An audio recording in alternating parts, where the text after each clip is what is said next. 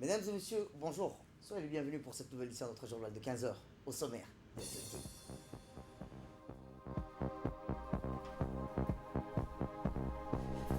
Djibouti-Maroc, signature de contrat de construction du premier terminal de stockage du parc industriel de Damirjoug. Toujours dans l'actualité nationale, les forces armées djiboutiennes, clôture de la formation des jeunes recrues des forces armées djiboutiennes. Et enfin, dans l'actualité internationale, en Europe, l'Europe vaccine plus vite pour sortir de la crise due à la pandémie du Covid-19. C'était les titres. Merci si vous nous rejoignez. À la une dans l'actualité nationale, la Commission électorale nationale indépendante a organisé ce matin une formation au profit des délégués ou agents des bureaux de vote. Plus de 50 étudiants en licence droit de l'Université de Djibouti ont participé à la formation dispensée par des magistrats. La formation a pour objectif de se familiariser avec les concepts, outils et procédures requises dans l'administration des scrutins. Également, comment aménager l'environnement du vote, aussi bien à l'intérieur qu'à l'extérieur du bureau. Aussi, les délégués devront, rappelons-le, maîtriser les opérations de vote, à savoir l'accueil des électeurs, vérification de son identité sur sa carte et sur la liste. De troisième année. Donc, afin de les sensibiliser, nous avons procédé à une petite formation dont l'aspect était, le contenu était le rôle des délégués, la CENI dans son aspect général, disposition générale, la composition de la CENI et enfin le rôle des délégués. Comme ils sont délégués, qu'est-ce qu'ils doivent faire, ne pas faire, ce qu'ils doivent signaler.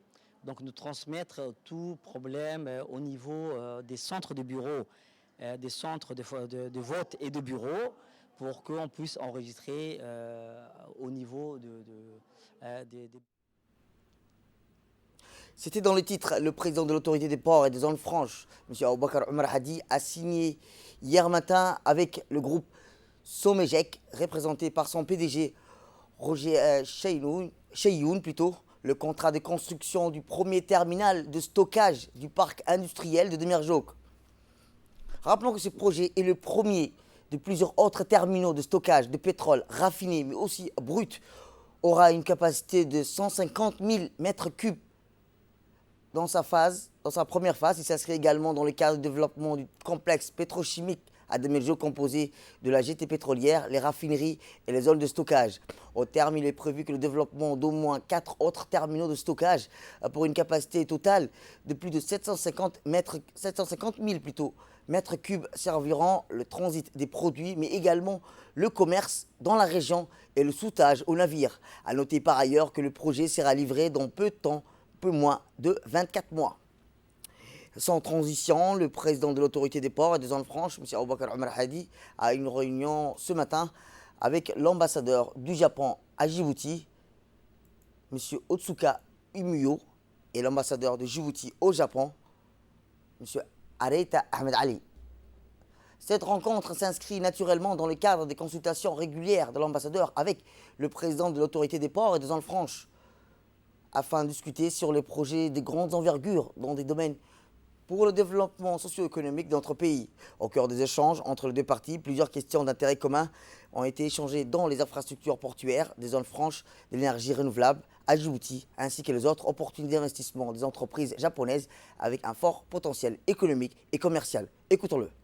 Je suis très heureux maintenant d'expliquer ce que le gouvernement du Japon a fait et est en train de faire et fera pour le peuple djiboutien.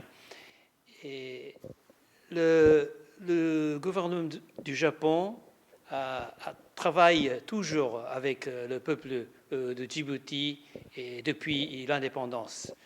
Et récemment, dans les dernières années, le don non remboursant montait et quelques millions de dollars chaque année. Et la catégorie de l'assistance est très épargnée, allant d'infrastructures, éducation, hygiène publique, les affaires féminines, ou l'emploi, la promotion de l'emploi, ou l'énergie, etc. Et récemment, notamment, je voudrais insister que le premier ferry qui a été contribué par le gouvernement du Japon est maintenant en train de travailler. Mais l'année prochaine, un nouveau ferry, et qui est le plus grand, qui recoule tout le temps, commencera à travailler pour le peuple djiboutien. Et à la fin de l'année dernière, on a fini rénovation de la route nationale 1 de 20 km de la frontière. Et je pense que c'est magnifique parce que c'est fini même 3 mois plus que planifié.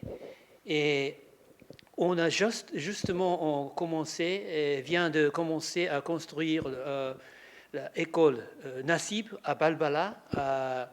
Le Japon surtout met l'importance à l'éducation parce que les jeunes sont les futurs du pays, et donc c'est très important. Et notre sujet dans le futur, c'est la promotion de business privé. Et jusqu'ici, tous les assistants sont avec le don. C'est important, mais aussi créer le business et créer le nouveau emploi à travers le business est plus important parce que c'est quelque chose qui commence de la terrain djiboutienne. Eh bien, de son côté, l'ambassadeur du Japon, M. Ahmed Areta Ali, a précisé qu'il a eu des avancées notables dans le domaine des infrastructures depuis quelques années sous l'impulsion de leadership du président de la République, son Excellence Ismaël Omar Guelleh, et a rappelé les liens d'amitié de longue date qui réunissent entre les deux pays, à savoir la République de Djibouti et le Japon. J'ai moi-même été agréablement surpris quand je suis revenu 1 an et demi, presque 2 ans à Djibouti, du changement intervenu. Mais comme l'a très bien dit le président des autorités du port et des free zones, et il y a aussi les ressources humaines. Il faut mettre l'accent sur les ressources humaines. C'est ce qui est fait avec le Japon. Tout ce que fait le Japon a un impact social très important. Que ce soit l'énergie, que ce soit la santé, que ce soit l'éducation. Et je crois que c'est dans le cadre de la TICAD et ça répond à la vision du chef de l'État qui a toujours voulu que nous travaillions dans ce sens-là. Et c'est pour cela que nous sommes ensemble, main dans la main. Et bien sûr, l'ODA est une chose, mais le privé aussi, c'est un challenge, c'est un défi que nous devons relever ensemble. Et c'est toujours un plaisir de vous retrouver tous les deux.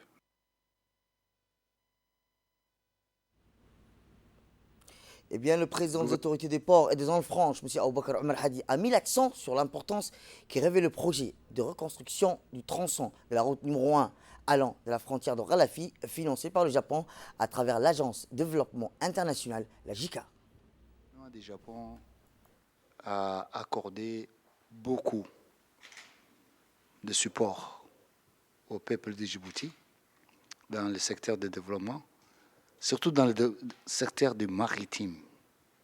Les bacs entre Djibouti Tadjoura, entre Djibouti Obok, et aussi la formation maritime. Nous avons eu plusieurs cadres qui ont été formés au Japon. Donc, je vous remercie. Et encore une fois, le gouvernement du Japon a construit le premier tronçon de route de 20 km entre Yoboki et Galafi. Donc, je vous remercie, monsieur les ambassadeurs. Il y a le secteur de l'énergie, dont le président de la République a mentionné lors de son séjour à Dikil avant-hier. Il a mentionné le Japon, Hanle, Grabes, et l'eau et puis l'énergie. géothermique. Je suis confiant que le Japon peut aider Djibouti pour le développement de l'énergie renouvelable, en plus des infrastructures de transport maritime et terrestre. Autre actualité nationale dans ce 15 heures, c'est aussi la place du rapport du Centre d'instruction technique et tactique construite au sein du camp Shah Ousmane a abrité ce matin une cérémonie de fin de formation des jeunes recrues des forces armées djiboutiennes.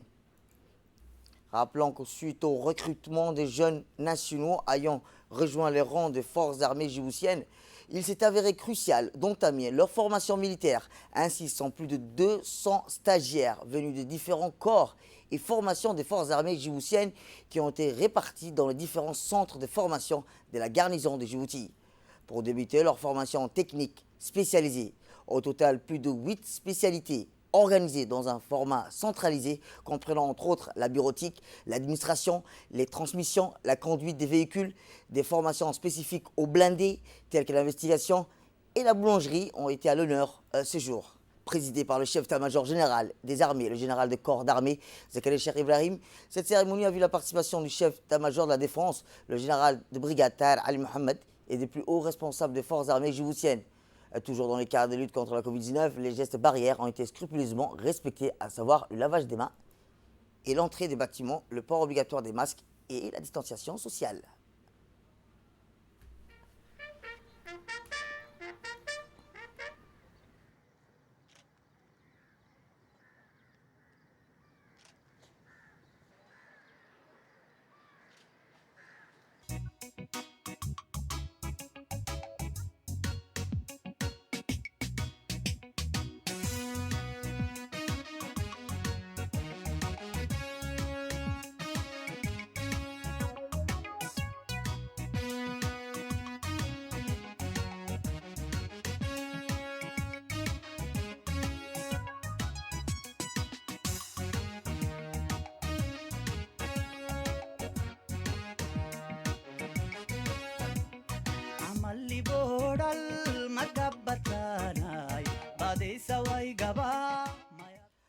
Des troupes composées exclusivement de stagiaires de 8 formations professionnelles et d'une section des personnels féminins des armées pour rendre les honneurs soldés par des diplômes techniques du premier degré. Ces formations, premier cycle de formation technique pour l'année 2021, d'une durée de 4 mois chacune, ont permis de consolider les acquis des stagiaires, perfectionner davantage leur métier de spécialité à travers l'acquisition de nouvelles connaissances. Une fois le général installé, le chef de bureau à formation a pris la parole pour proclamer les résultats attendus. Ainsi, cette formation a été l'occasion de primer les lauréats qui ont su se démarquer durant la formation.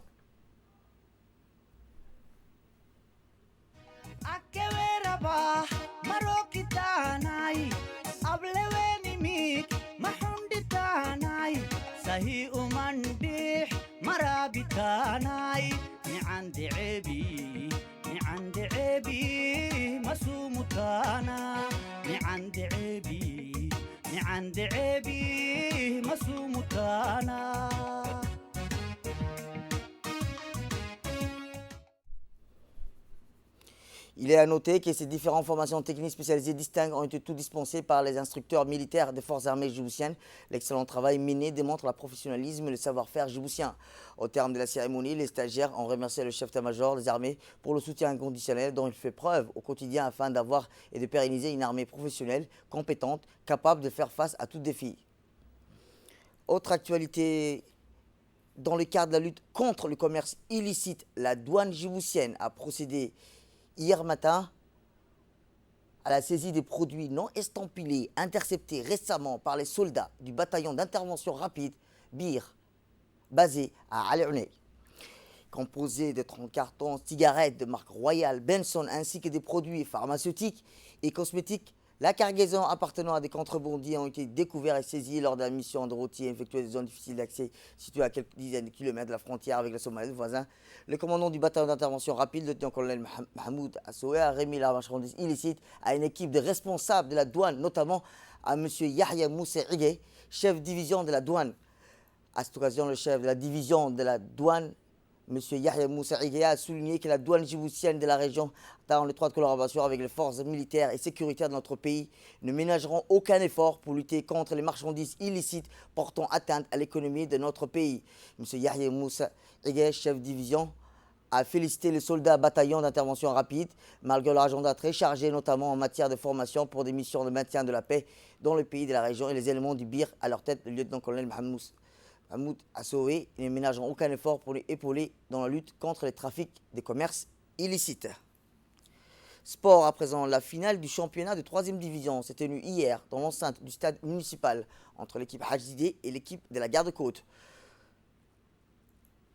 Un match intense et plein de rebondissements opposait les deux équipes qui joueront à la division supérieure, ça veut dire la 2e division l'année prochaine. C'est pendant les 10 dernières minutes du match, lorsqu'il s'est dirigé vers un match nul, les meneurs du jeu de la Garde-Côte a scellé le sort d'une match retournée magique pour donner l'avantage à la Garde-Côte.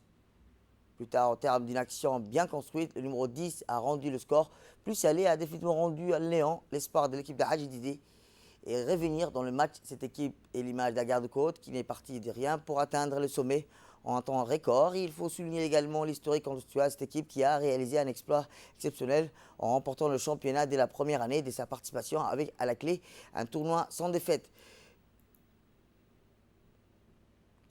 Autre actualité nationale, toujours dans le domaine sport, et cette fois-ci, l'équipe de la Garde-Côte, après la victoire, l'équipe de la Garde-Côte qui devient ainsi champion de la 3e division.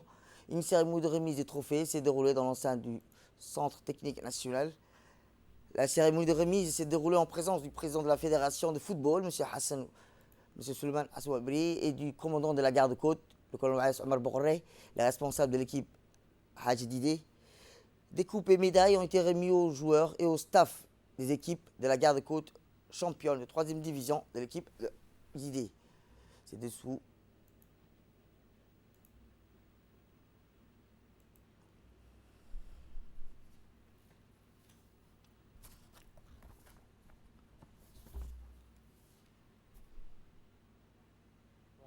C'est pour jouer un match final de 3e division contre l'équipe de Hadjidé.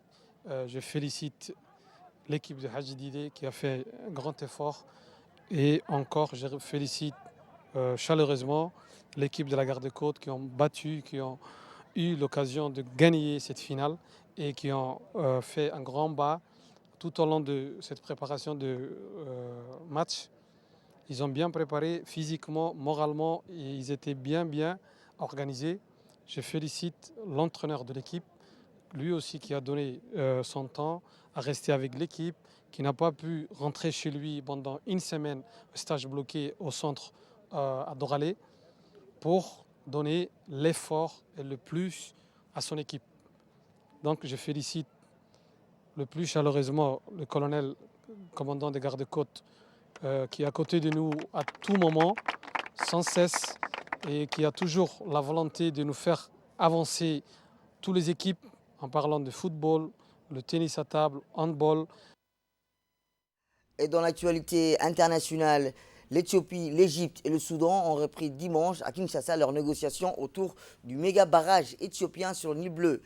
Une centrale hydroélectrique présente comme vitale pour Addis Abeba, perçue comme une menace par le Caire et Khartoum. Le grand barrage de la Renaissance éthiopienne est une source de tension entre les trois pays depuis la pose de la première pierre il y a tout juste 10 ans, en avril 2011.